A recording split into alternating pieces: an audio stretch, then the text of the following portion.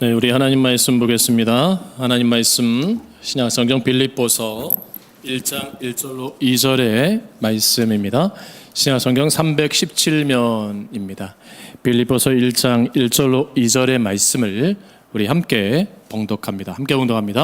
그리스도 예수의 종 바울과 디모데는 그리스도 예수 안에서 빌립보에 사는 모든 성도와 또한 감독들과 집사들에게 편지하노니 하나님 우리 아버지와 주 예수 그리스도로부터 은혜와 평강이 너희에게 있을지어다.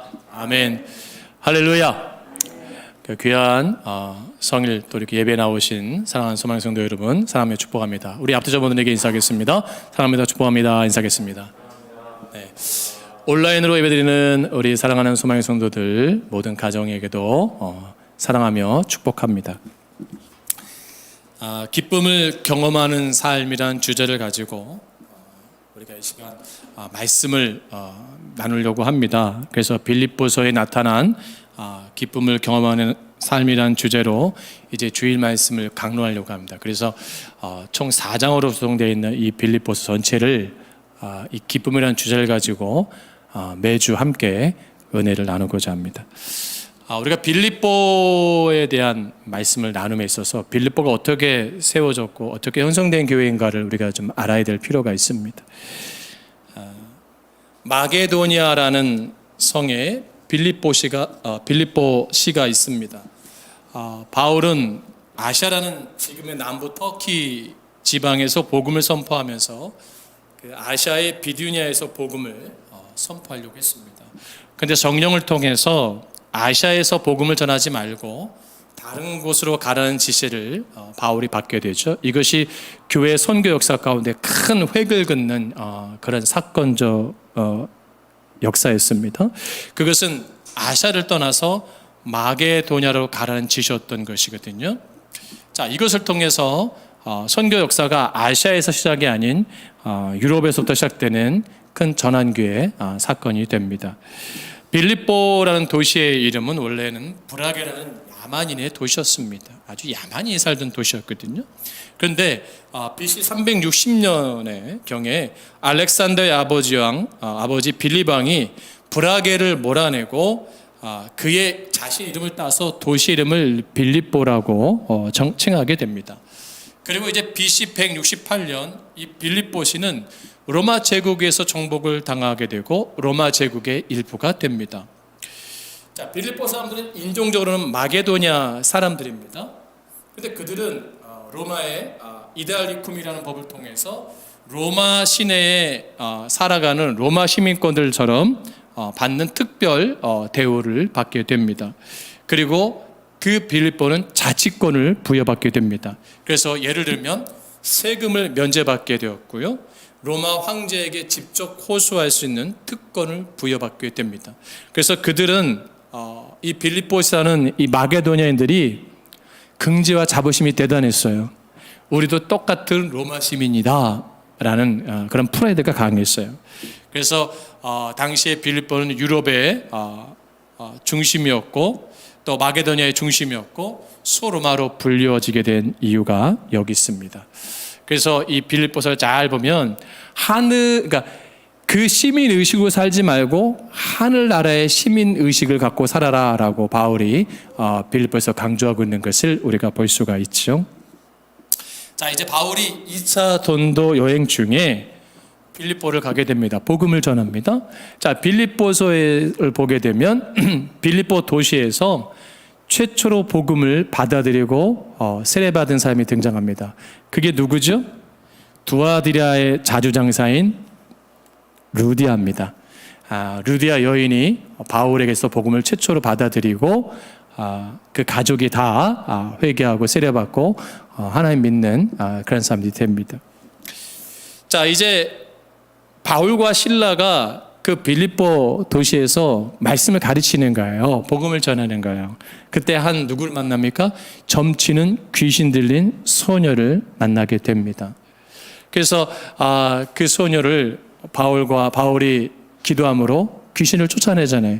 그래서 더 이상 그 아이가 능력을 행할 수 없으니까 소동이 난 거예요. 그래서 그 아이를 통해서 생계를 이렇게 이어가고 그 수익을 받았던 그 어른들이 이제 문제가 발생한 거죠. 그게 고소하잖아요. 그래서 바울과 실라가 감옥에 갇히게 되잖아요. 그죠? 그래서 우리가 잘 아는 대로 그 바울과 실라가 감옥에서 찬양하고 기도할 때 옥고가 흔들리고 진이 나서 문이 열 때 간수가 와서 엎드리잖아요. 두려워 떨며.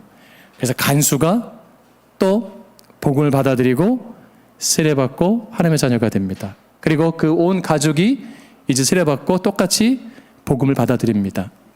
자, 이제 그 루디아와 그 가족과 그 귀신 들렸던 그 여자아이, 그렇죠? 그 관계된 사람들, 뭐 가족도 있을 거고, 관계된 사람들, 그리고 그 간수와 그 가족들이 그 소수잖아요. 한 뭐 3, 40명 될 수 있겠네요. 그렇죠? 그들이 이제 모입니다. 어디서 모이죠? 루디아의 집에서 모입니다. 그리고 거기서 예배를 드립니다. 그것이 빌립보 교회입니다. 그러니까 루디아의 여인의 집이 예배가 시작되는 것이 빌립보 교회의 시작입니다. 마치 그 에베소 교회의 브리스길라와 아굴라가 자신의 가정 초소를 교회로 내놓았던 것처럼 똑같은 형태인 것을 볼 수가 있지요. 자, 그래서 이제 교회가 세워지고 교회가 이제 성장하는데 교회가 그렇게 큰 교회는 아니었습니다. 비록 작은 교회였지만 참 능력이 있고 참 좋은 교회였습니다. 왜냐하면 이 바울 사역에 많은 도움을 줬던 교회예요. 바울의 선교 사역에 많은 힘이 되었던 교회가 바로 빌립보 교회였습니다. 그리고 많은 선교 물품과 물질을 보내던 교회가 바로 빌립보 교회였습니다. 근데 그런 교회에 빌립보 교회에 문제가 생긴 거예요. 자기들 안에 분란이 일어납니다. 유오디아와 순두계 사이에 시기와 질투가 생깁니다. 율법주의의 이단이 등장하므로 빌립보 교인들이 힘들어하고 있습니다.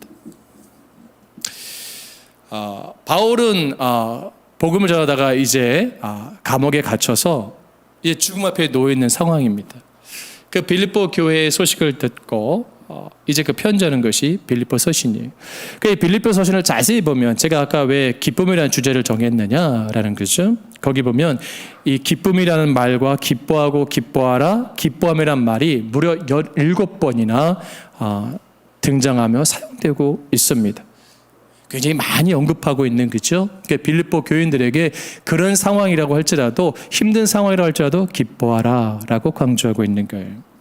그러면서 전제 조건이 뭐냐? 그리스도 안에서 기뻐하라. 예수 안에서 기뻐하라. 그래서 바울은 이 개인적인 빌립보 교인들과의 관계를 가장 잘 표현하고 있는 것이 빌립보서죠. 오늘날 우리 시대도 마찬가지인 것 같아요. 빌립보 교회인들처럼 뭐 예수를 믿고 있지만 성도 간에 분열이 있을 수 있어요. 또 성도와 성도 간에 시기와 질투가 있을 수 있습니다. 잘못된 신앙으로, 잘못된 말씀관으로 혼란스러울 수도 있어요. 그래서 교회 와도 기쁨을 누리기보단 더 힘들게 무겁게 집으로 돌아가는 경우도 많이 있음을 우리가 보게 됩니다. 여러분 사회 전반 분야에 보세요. 정치를 보세요. 문화계, 종교계 모든 계통에 정말 좋은 소식을 찾기는 참 힘듭니다. 그렇지 않습니까? 그래서 사람들이 스포츠에 열광하는 것 같아요. 축구를 봤는데 이라크하고 0대0으로 비겨버렸습니다. 이길 줄 알았는데 참 우울해져요. 세상은 그런 거예요. 참 소망을 두기가 어려운 세상이잖아요. 이런 가운데 바울 사도는 빌립보서를 통해서 우리에게 기쁨을 회복하라 라고 권면하고 있습니다. 성령의 특징은 기쁨이거든요. 성령의 충만은 기쁨이에요. 그래서 오늘 예배를 통해서 우리의 기쁨이 다시금 회복되는 복된 시간 되기를 주님으로 축복합니다. 노먼 핀세트 필 박사님의 생각의 힘이라는 책이 있습니다. 여러분 잘 아실 거예요. 이 책에 보면 승리자가 되기 위한 6가지 태도를 말하고 있습니다. 첫째는 뭐예요? 해결하지 못할 문제가 없다. 그러면서 하나님의 도우심을 힘입으면 해결하지 못할 문제는 없다는 생각을 가지고 나아가라는 거예요. 그리고 하나님 나라의 전화는 통화 중일 때가 없다는 거예요. 그러면서 하나님 나라 전화번호가 몇 번이냐면 33-3번, 무슨 버스 번호 같은데, 그것은 뭐냐면 예레미야 33장 3절의 말씀을 말하고 있는 거예요. 너는 내게 부르짖으라. 내가 내게 응답하겠고 내가 알지 못하는 크고 비밀한 일을 내게 보이리라 라는 말씀을 인용하죠. 두 번째는 뭐냐? 겁낼 게 없다. 실패와 사람을 겁낼 게 없다는 생각과 태도를 가지라는 거예요. 오직 하나님만 두려워하는 겁니다. 일의 실패는 해서는 안 될 것은 배우는 것이라는 생각을 하라는 말하는 거예요. 세 번째는 인생은 너무나 흥미롭다. 인생은 너무나 흥미롭다는 생각과 태도를 가지래요. 네 번째는 걱정할 필요가 없다. 하나님의 약속의 말씀을 계속 복용하면서 걱정하는 생각과 태도를 버려라 라는 거예요. 다섯 번째는 나는 변화될 수 있다. 하나님의 능력은 광대하게 주님의 능력으로 나는 변화할 수 있다는 생각을 가지라는 거예요. 여섯 번째는 찬란한 미래가 있다. 앞으로 내 앞에 찬란한 미래가 있다는 것을 생각하라는 거예요. 노먼 핀세트 필 목사님의 생각의 힘이라는 이 책을 통해 볼 때 정말로 사람의 생각, 의식이 얼마나 중요한 것을 우리가 깨닫게 되잖아요. 여러분 기분 좋아지잖아요. 그렇죠? 찬란한 미래가 앞에 있다. 기분이 좋아지잖아요. 기뻐할 수 있잖아요. 바울 사도도 그것을 언급하고 있는 거예요. 내가 기뻐하려면 무엇이 필요한가? 건강한 생각이 있어야 돼요. 그리고 건강한 의식을 가져야 돼요. 그래야 기쁨이 넘치는 삶을 살 수 있고 승리하는 삶을 살 수 있다는 거죠. 자, 그럼 오늘 바울은 그 건강한 생각과 의식에 대해서 이렇게 말씀하는 거예요. 1절 말씀 보세요. 사도 바울은 자신을 소개하면서 뭐라고 합니까? 그리스도 예수의 종이라 그래요. 그리스도 예수의 종 바울. 여기서 종이라는 것은 둘로스란 말인데, 종이라는 그 당시의 단어는 헬라나 로마 문화에서는 아주 비하적 개념이에요. 비하적 개념. 그러니까 그 당시에 배에 노예들이 노를 줬잖아요. 그렇죠? 착고의 사형태로 그런 상태가 종이란 말이에요. 그러니까 자기 주권이 없는, 결정권이 없는, 그러니까 정말 기쁨으로 섬기는 게 아니라 살기 위해서 노를 젓듯이, 살기 위해서 시중 들듯이 그런 종된 상태. 근데 바울은 여기서는 역설적으로 말하는 거예요. 뭐냐면 단순히 비하적 개념을 두고 말하는 것이 아니라 나는 주의 종이다. 그리스도 예수의 종이 되었다. 너희들은 세상의 종이 되었지만, 로마의 종이 되었지만 나는 예수의 종이다. 빌립보 교회 성도들아, 너희들은 세상의 종이 아닌 예수의 종이 된 것이다 라고 그것 정체성을 분명히 말씀하는 거예요. 그러면서 바울은 구약의 모세, 여호수아, 다윗, 선지자들이 같이 하나님의 구원 역사에서의 중요한 역할을 감당하는 그러한 사람들처럼 나는 종이다, 둘로스다 라고 표현하는 거예요. 그래서 자신은 하나님의 위대한 일을 하고 있고 빌립보 교회 성도들도 하나님의 위대한 일을 하고 있는 일꾼이다. 하나님께서 권세를 주시지 않았느냐. 그 때문에 그의 자녀에 대한 이름에 걸맞는 생각과 행동을 해라. 그리고 하나님이 보내신 자, 이것을 알고 긍정적인 자기 정체성을 확고하게 가져라 라고 권면하는 거예요. 그래서 바울이 그리스도 예수 안에서 빌립보에 사는 모든 성도들아 라고 지칭하며 말씀하는 거죠. 그리스도 안에 있기 때문에 성도가 되는 겁니다. 성도는 하기오스란 말인데 이것은 거룩이란 뜻이 있잖아요. 이 거룩이 뭐예요? 구별되었다는 거예요. 뭐와 구별되니까 더러운 것과 죄와 구별되어 있는 상태. 그게 깨끗한 거거든요. 그러니까 하나님께 드려질 때는 뭐예요? 거룩해지는 거예요. 그러니까 흠이 없고 순전한 걸 드려야 되는 거예요. 우리가 하나님 앞에 나아갈 때는 어떻게 해요? 거룩하게 구별되어야 되는 거예요. 특별한 존재가 된다는 거죠. 그래서 우리가 하나님 앞에 쓰임받기 위해서 구별된 존재, 성도라고 말씀하고 있는 거예요. 하나님의 특별한 목적이 있어서 구별되었다. 마치 이스라엘 백성들이 선민의식을 갖고 있듯이 빌립보 교인들아, 소망교회 성도들아, 특별한 의식을 소유해라. 그 특별한 의식이 뭐예요? 나는 하나님의 자녀, 나는 하나님의 사람이다. 그럼 뭔가 달라지는 거죠. 나는 하나님의 사람이구나. 사람은 누군가에서 선발되었는가, 또 얼마만큼의 가치를 매겼는가에 대해서 자부심을 느낀다고 합니다. 그래서 그 프로 선수들을 보세요. 그죠? 어느 팀에서 그 연봉 얼마에 이 선수를 스카우트잖아요. 그러면 이 선수들이 자부심을 느끼는데, 아, 내 몸값을 인정해 주는 거네. 내 가치를 인정해 주는 거네. 그럼 여러분의 몸값이 얼마 정도 되겠어요? 하나님 나라의 교회에 불러주셨잖아요. 그리스도의 피값으로. 그것을 우리 하나님께서 그 피값을 대신 지불하시고 우리를 사셨잖아요. 할렐루야. 그럼 예수님의 피값을 얼마로 계산하실 수 있어요? 여러분, 아마추어가 아닙니다. 하나님 믿고 하나님 구원받은 하나님의 자녀들은 프로가 되는 거예요. 하나님 나라의 프로의식을 가지세요. 할렐루야. 미국의 메이저리그 선수와 들과 영국의 그 프로 축구팀 선수들은 반드시 평상시 이동할 때 정장을 입어야 된다고 합니다. 처음 알았어요. 그러니까 품위를 지키라는 거예요. 비록 운동선수지만 매너를 지키라는 거예요. 그래서 구단을 이동할 때 항상 정장에 넥타이를 맨다고 합니다. 그런 룰이 있나 봐요. 그래서 일본 같은 경우도 프로야구 선수들이 어떤 이렇게 아동 폭력이라든가 이런 거에 문제가 되면 아무리 대형 슈퍼스타라고 해도 그냥 은퇴를 시켜버립니다. 또 어느 나라에서는 이 술을 먹게 되면 그 조항들이 있어요. 조항들이 있어요. 아무리 유명한 선수라고 해도 그냥 방출된다고 합니다. 우리는 하나님의 사람이잖아요. 그죠? 그럼 우리가 왜 죄짓고 왜 보민하고 왜 갈등하죠? 정체성을 잃어버렸기 때문이에요. 정체성을 잃어버렸으니까 내 생각대로 사는 거예요. 내 생각대로 말해버리고 행동하는 거죠. 빌립보 교회 성도들이 왜 문제가 되었는가? 정체성을 잃어버린 거예요. 오늘 한국 교회가 왜 문제입니까? 하나님에 대한 정체성을 잃어버린 거예요. 우리는 하나님의 사람이잖아요. 그 정체성을 붙잡으면 우리는 어떻게 해야 돼요? 서로 낮아지고 겸손해지고 온유해지고 섬길 수밖에 없지요. 그러니까 내가 정체성을 잃어보니까 내가 누군데, 내가 어떤 사람인데 자꾸 자기 일을 드러내려고 해요. 사회 가지고는 명성으로 드러내려고 해요. 사회 가지고는 부를 가지고 자랑하려고 해요. 그거로 인정받으려고 해요. 이게 하나님 보시기에 얼마나 어리석고 연약한 모습인지 알 수가 없습니다. 그래서 베드로전서 2장 9절 말씀에 우리의 신문에서 이렇게 말씀, 우리가 잘 아는 말씀이에요. 오직 너희는 택하신 족속이요 왕같은 제사장들이요 거룩한 나라요 그의 소유된 백성이니 이는 너희를 어두운 데서 불러내어 그의 기이한 빛에 들어가게 하신 자의 아름다운 덕을 선전하게 하려 하심이라.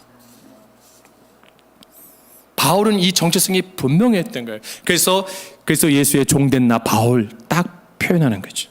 부정적 인식이 아니라 긍정적 자아상과 정체의식을 가지고 말하는 거예요.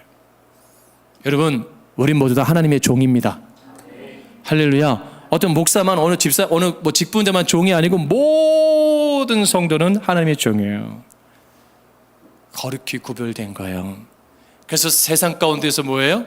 이길 수 있는 힘이 생기는 거예요. 비록 무화과 나무가 없어도, 감람나무에 소출이 없어도, 외양간에 석 없어도 하박국 선지자가 뭐예요? 난 여호와를 하여 기뻐하는 거예요. 감사하는 거예요. 할렐루야. 내가 명품백이 없어도, 내가 명품 차를 타고 있지 못해도 나는 기뻐할 수 있는 거예요. 왜? 하나님 내 안에 있으니까. 아멘.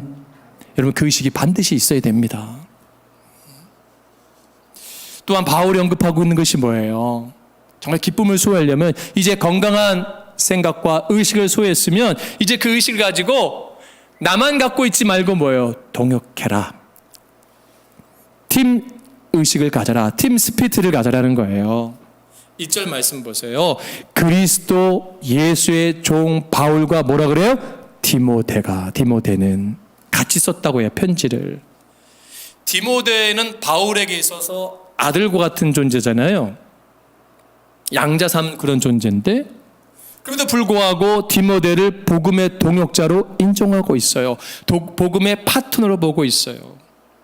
바울 안에는 이 동역자 의식이 강한 거예요. 그리고 바울의 겸손함을 볼 수가 있죠. 우리가 잘 아는 대로 구약 성경의 출애굽기 17장에 보면 이스라엘이 아말렉과의 전투에서 아론과 홀이 모세를 탁 바위에 앉히고 손을 잡고 같이 기도하잖아요. 그죠? 그때 승리하잖아요. 그게 동역자 의식이잖아요. 여러분, 학습 반복 중에 협동학습이라는 게 있습니다. 협동학습. 이거는 뭐냐, 학습 능력이 다른 학생들이 동일한 학습 목표를 향해서 함께 수업하는 활동을 말하는 방법이에요. 그런데 이렇게 할 때 협동학습이 수업이 재미가 있대요. 그리고 학습 의욕이 높아진대요. 시너지 효과로 교과에 대한 지식이 크게 증대된다고 합니다. 왜냐하면 학생들이 함께 문제를 해결하는 과정에서 서로 존중해주고 서로의 이야기를 들어주고 이해해주고 그리고 폭을 넓혀지게 된다는 거예요. 그래서 이 협동학습을 통해서 의사소통 기술과 사회적 기술이 발전하게 된다고 합니다. 그리고 학생들 속에 숨어있는 다양한 재능들을 개발하게 된다고 합니다. 여러분, 교회는 다양한 거예요. 다 다른 거예요. 나하고 똑같을 수가 없어요. 그걸 어떻게 해야 돼요? 인정하고 그것을 알아주고 이해해주고 배려해주고 관용해주고 사랑해주고 섬겨줘야 된다. 다 내 맘 같지 않잖아요. 근데 중요한 건 뭐예요? 내 안에 분명한 동역자 의식이 있는가?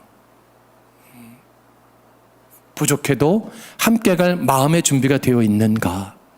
기다려줄 수 있는 마음의 자세가 되어 있는가?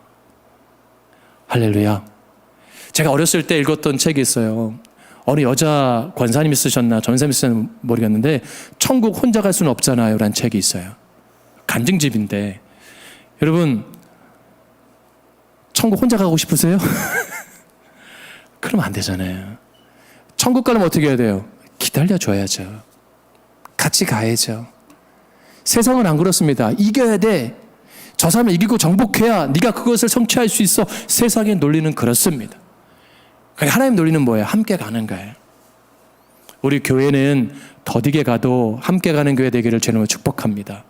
서로 다르다고 해서 무시하는 것이 아니라 서로 이해해주고 배려해주고 서로 사랑해서 정말 주님이 원하시는 교회로 함께 세워가기를 주님으로 축복합니다.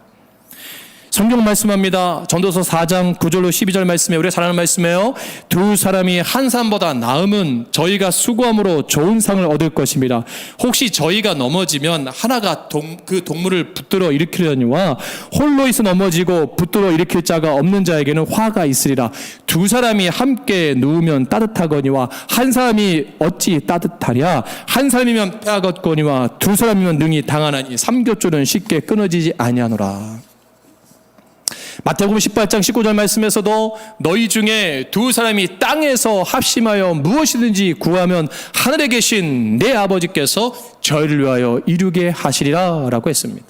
사랑하는 여러분, 지금 이 시대는 분열의 영이 가득한 사회예요.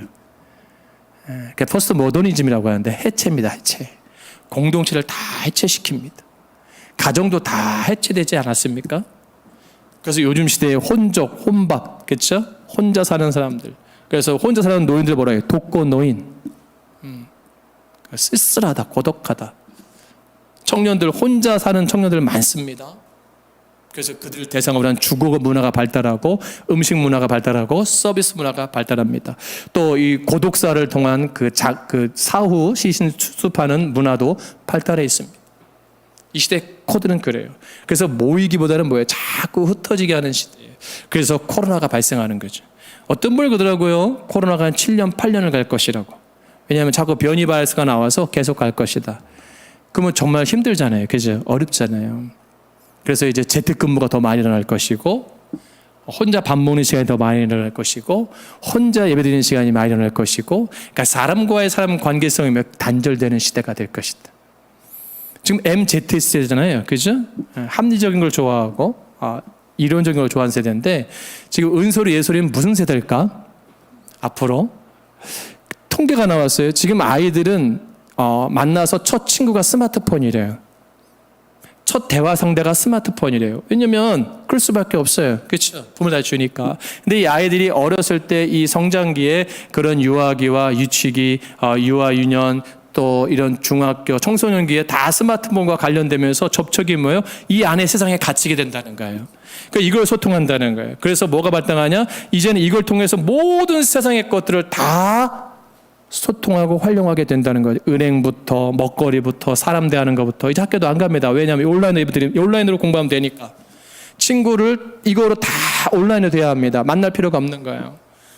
그런 시대가 이제 그게 문화가 되고 자리 잡을 것이다. 그러면 그 당시 그때가 되면 교회가 어떨 것이라는 거죠. 그렇죠? 교회가 어떨 것인가. 그래서 성경을 말씀하는 거예요. 말세에는 뭐예요? 모이기를 패하나 너희는 더욱더 모이게 힘쓰라. 할렐루야. 하나님 이런 시간을 통해서 가라지를 가르시는 것 같아요. 알곡을 모으시는 것 같아요. 여러분들 전부 알곡 되시길 주님을 축복합니다. 신앙만 지키는 겁니다. 이런 가운데 앞으로 어떠한 급변적인 사태가 벌어질지 몰라요. 그럴 때 우리가 어떻게 기뻐할 수 있을까? 참 우울하잖아요. 이런 생각하면. 그죠? 어렵잖아요. 또 세대주의 종말론자들이 더 극복을 막 흥행할 것이고. 이런 가운데 우리가 정말 필요한 게 뭐예요? 은혜의식이에요. 은혜의식. 뭐라고요? 은혜의식. 2절 말씀 보세요. 2절 말씀 같이 공부합니다. 시작.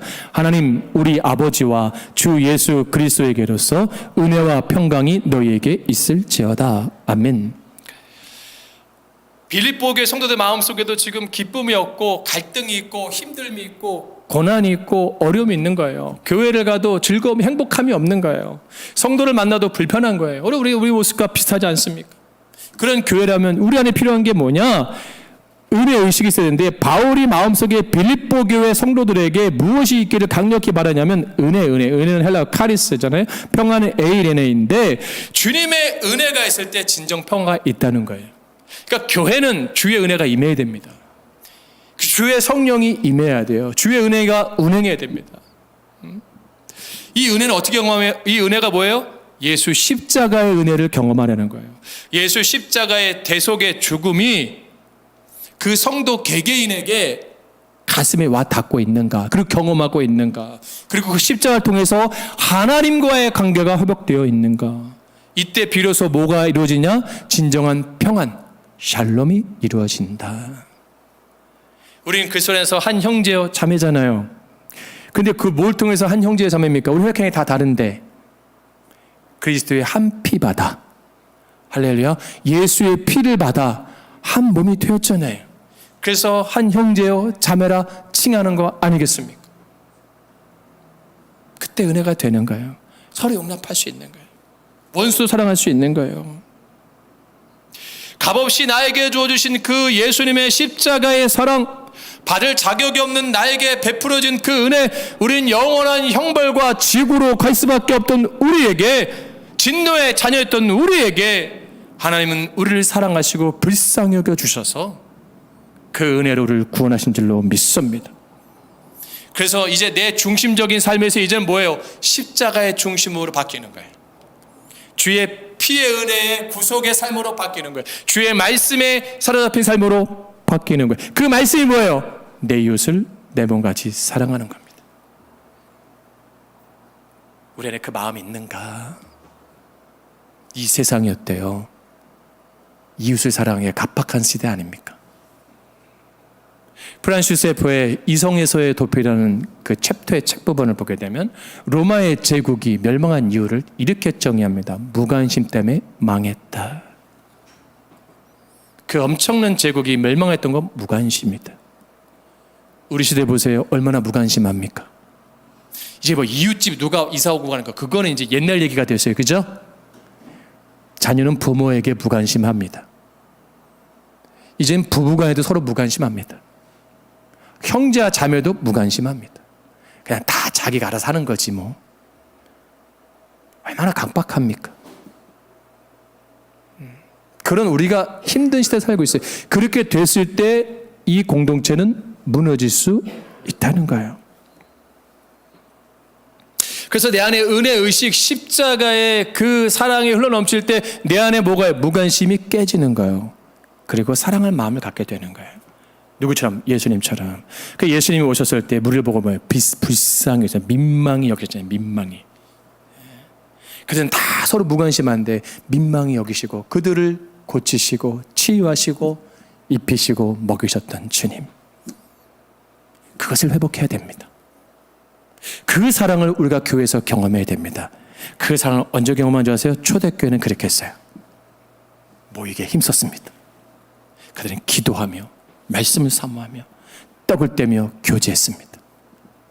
세상부터 칭찬하는 소리가 왕성해졌습니다. 믿는 무리의 숫자가 왕성해졌습니다. 할렐루야. 그게 교회 모습이에요. 그래서 은혜의식으로 산다.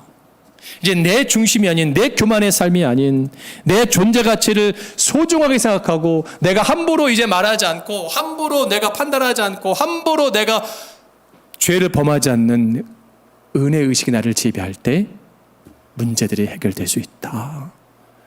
시편 34편 7절 말씀에 여호와의 사자가 주를 경외하는 자를 둘러 진치고 저희를 건지시는도다. 로마서 8장 31절에 만일 하나님이 우리를 위하시면 누가 우리를 대적하리요.